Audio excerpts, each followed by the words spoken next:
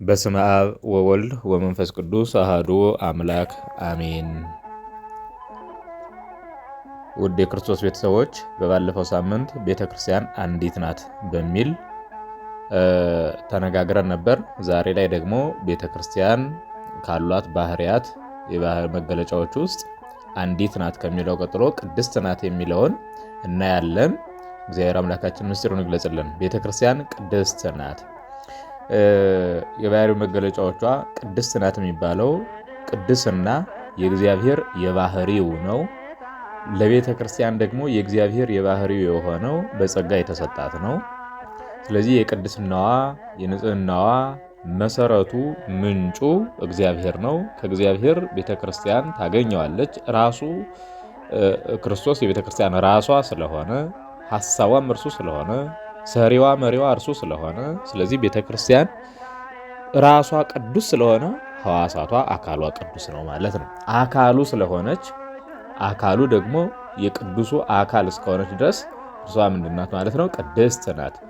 ግንዱ እና ቅርንጫፉ የተለያየ ስለማይሆን ወይ ደርቆ ካልወደቀ በስተቀር ማለት ነው። ስለዚህ ቤተክርስቲያን የእግዚአብሔር ሕዋስ ቅርንጫፍ ማህበር ስለሆነች አካሉ ብልት ማህበር ቤተሰብ ስለሆነች እግዚአብሔር ቅዱስ ስለሆነ ቤተክርስቲያንም ቅድስት ናት ማለት ነው።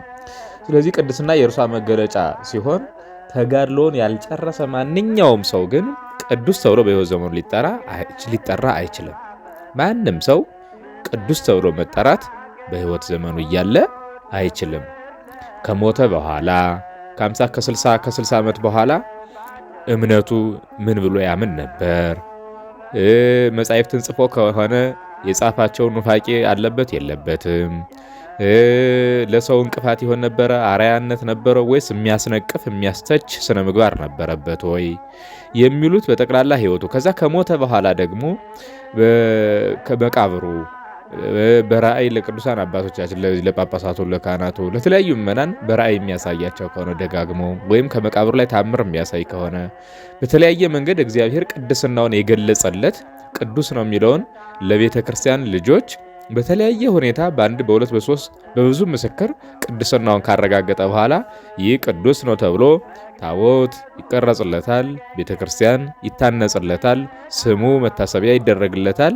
ምዕመናንም በጸሎት እርዳን አማልደን እያሉ የሚጠይቁት የሚለምኑት ይሆናል ማለት ነው። ከዚያ ውጭ ግን አንድ ሰው በሕይወተ ሥጋ እያለ ቅዱስ ተብሎ መጠራት አይችልም።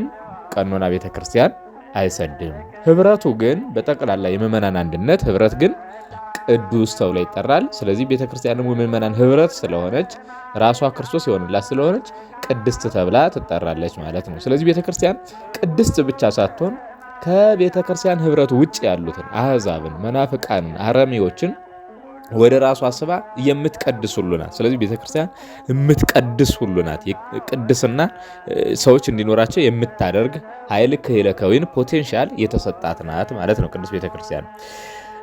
የቅዱስናን እድገቱን መላእክት በጥበቃቸው፣ ቅዱሳን በመልጃቸው፣ ስውራን በጸሎታቸው ይራዱታል።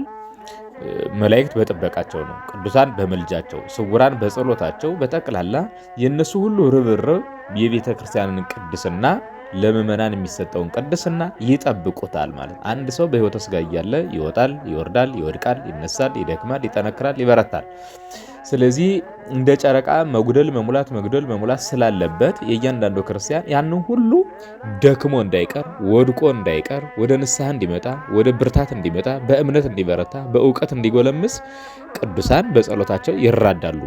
ቅድስናውን የሚሰጠው ንጽህናውን የሚያድለው ክብሩን የሚሰጠው ግን እግዚአብሔር ነው። የክብር የቅድስና የንጽህና ባለቤት ራሱ እግዚአብሔር ስለሆነ ማለት ነው። ስለዚህ ቅዱሳን ግን መራዳት ነው ማለት ነው ስላቸው። አሁን አንዳንድ ጊዜ ቅዱሳን ያማልዳሉ ይራዳሉ ሲባል የክርስቶስን አዳኝነት ለቅዱሳን የሰጠን የሚመስላቸው ሳሉ በእስልምና ያሉት ማሻረክ ይላሉ። የእግዚአብሔርን አምላክነት ለቅዱሳን ለሰዎች ሰጣችሁ፣ ስለዚህ እናንተ ጣዖት አምላኪዎች ናችሁ ወደ ማለት ይቃጣቸዋል። እኛ ጣዖት አናመልክም፣ ጣዖት የሚያመልኩ እነሱ ናቸው። ነገር ግን ቅዱሳን እግዚአብሔር በሰጣቸው ክብርን መጠን የእግዚአብሔርን ቸርነቱን በቅዱሳን ላይ ስለገለጠ ያንን ቸርነቱን እንጠቀማለን። እግዚአብሔር በቸርነት የተጠቀሙ ሲል እኛ እንጠቀም ማለት በራስ ላይ ራስ ምቀኛ ሆኖ መነሳት ስለሆነ ማለት ነው። በፕሮቴስታንት ዓለም ያሉት ደግሞ አማላጃችን የአምላካችንም አንድ ክርስቶስ ብቻ ነው፣ ሶላ ግራቺያ ክብር ለክርስቶስ ብቻ የሚል ጸጋ ብቻ የሚሉት አስተምሮ ስላላቸው ብቻ የሚል በመጽሐፍ ቅዱስ የሌለ በቤተክርስቲያን በጥንቷ ቤተክርስቲያን አስተምሮም ሁሉ የሌለ ራሳቸው ሉተርና መሰሎቹ በፈጠሩት አስተምሮ የሚዋዥቁ አሳዛኝ ፍጥረቶች የቅዱሳን ምልጃ ክደው ደግሞም የእነሱን ምልጃ እኛ አማልዶን ተራዱን ተፋጠኑልን ስንል ወደ ክርስቶስ አቀርቦን ስንል እነርሱን አምላክ ያደረግናቸው መስሎ የሚሰማቸው ድኩማና አእምሮዎቹ እነሱ ደግሞ ይህንን ሊሉ ይችላሉ። ነገር ግን እኛ ቅዱሳንን አማልዱን ተራዱን ወደ ክርስቶስ አድርሶን እንላለን እንጂ የክርስቶስን ቦታ ተክተን ለነሱ ሰጥተን እነርሱን ቅድስና እንዲሰጡን እነሱን ዘላለማዊ ድህነትን መንግስተ ሰማያትን እንዲያወርሱን አይደለም። እንድንወርስ ያደርጉናል፣ እንድንወርስ ይራዱናል፣ ወደ ክርስቶስ ያቀርቡናል። ያን መራዳታቸውን ወደ መንግስተ ሰማያት አስገቡን ብለን እንናገረዋለን። ምክንያቱም ወደ ክርስቶስ በማቅረብ ሂደት ውስጥ የራሳቸውን ድርሻ ከተወጡ ስለዚህ አደረሱን እንላለን ማለት ነው። በጠቅላላ ቅዱሳን ቅድስናን ይጠብቁታል ማለት ነው። የቤተ ክርስቲያን ቅድስና ከዚህኛው ዓለም ጀምሮ እስከ ወዲያው የሚደርስ ረዥም ነው። በምድር ላይ ያለችው ቤተ ክርስቲያን ቅድስናዋን ልታጣውም ላታጣውም ትችላለች። ካልፈጸም ነው ማለት ቤተ ክርስቲያን የምንለው እኛን ስለሆነ ግለሰቦችን ስለሆነ ቅድስናው ሊታጣም ላይታጣም ይችላል። በሕይወተ ሥጋ ያለ አንድ ሰው ቅዱስ ተብሎ አይጠራም። ነገር ግን በቅድስና መስመር ውስጥ ግን ገብቷል። ያ ምንድነው? አምኗል፣ አውቋል፣ ተረድቷል፣ ተጠምቋል። ከዛ በኋላ ከተጠመቀ በኋላ ቆርቧል፣ ክርስቶስ ተዋህዶታል። ይጾማል፣ ይጸልያል፣ ይሰግዳል፣ ትሕትና ይሰራል፣ በትዕግስት ይገለጣል፣ ብዙ ምግባር ትሩፋቶችን ይሰራል። ስለዚህ በዛ ትሩፋቶች ውስጥና በዚያ ምግባራት ውስጥ እያለፈ ሲሄድ የቅድስና መስመር ውስጥ ነው ያለው ማለት ነው። ያ የቅድስናው መስመር ግን በሞት ስላልተፈጸመ ገነት መንግስተ ሰማያት በመግባት ስላልተፈጸመ በሕይወተ ሥጋ እያለ ሰው ህሊናው ወጭ ወራጅ ስለሆነ እስመ ህሊናሁ ለሰብ ይትወላወል እምጊዜ ልደቱ እስከ ዕለተ ሞቱ የሰው ህሊናው ሐሳቡ ከተወለደበት እስከሚሞትበት ጊዜ ድረስ ከፍ ዝቅ ይላል፣ ይወላወላል፣ ወዲያና ወዲህ የሚል ነው። ስለዚህ የሰው ልጅ ህሊናው ወጭ ወራጅ ስለሆነ በሕይወተ ሥጋ እያለ አንድ ሰው ቅዱስ አንለውም። ነገር ግን ከሞተ በኋላ ቅድስናውን ከፈጸመ በኋላ ቅዱስ ተብሎ ሊጠራ ይችላል ማለት። ስለዚህ ቅድስና ቤተክርስቲያናችን ቅድስና ልታጣም ትችላለች የምንለው በምዕመናን ቦታ ያለው ነው። ህብረቱን ከሆነ እንደ ጠቅላላ ከሆነ ግን ቤተክርስቲያን ቅድስት ናት፣ ቅድስናዋን አታጣውም። ምክንያቱም የመላእክት እነሱ ተጋድሏቸውን የጨረሱ ናቸው። የቅዱሳን በአጸደ ነፍስ ያሉት ተጋድሏቸውን የጨረሱ ናቸው። ሰማዕታት ተጋድሏቸውን የጨረሱ ናቸው። ብሔረ ሕያዋን ብሔረ ብፁዓን ያሉትም በንጽህና በቅድስና እግዚአብሔር እየተራዳቸው ስህተት ሳይገኝባቸው ያለ ነቀፋ የሚኖሩ ስለሆኑ እነርሱ በቅድስና ለሚኖሩ ናቸው። እኛ ወጭ ወራጅ ያለብን ግን እኛ በግለሰባችን ቤተክርስቲያን የሚባለው ምዕመኑ ጭምር ስለሆነ ምዕመን ግን ቅድስናዋን ልታጣውም ላታጣውም ትችላለች ማለት ነው። አካለ ክርስቶስ ስለሆነች ቤተክርስቲያን ቅድስት ናት እንላለን። የክርስቶስ አካሉ ስለሆነች ነው። ስለዚህም ቤተክርስቲያንን ቅድስት ናት ብለን እንቀበላታለን ማለት ነው።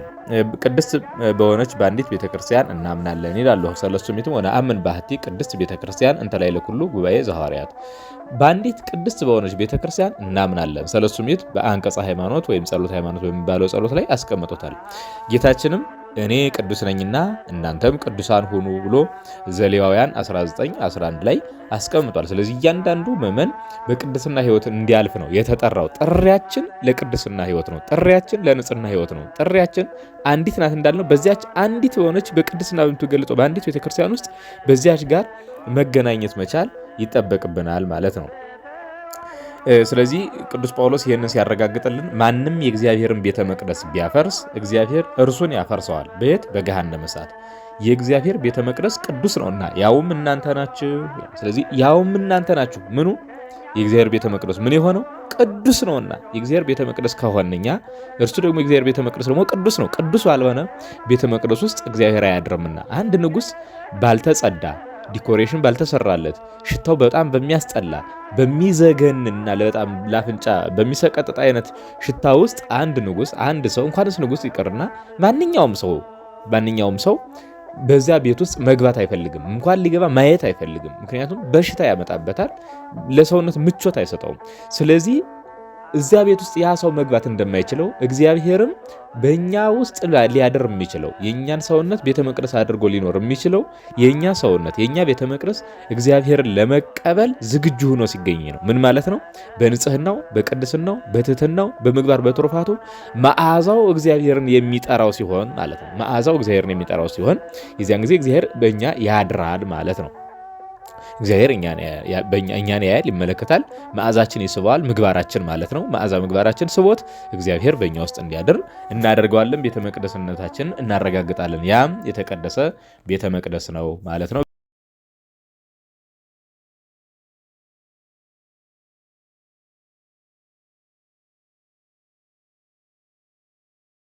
ወስብሐት ለእግዚአብሔር።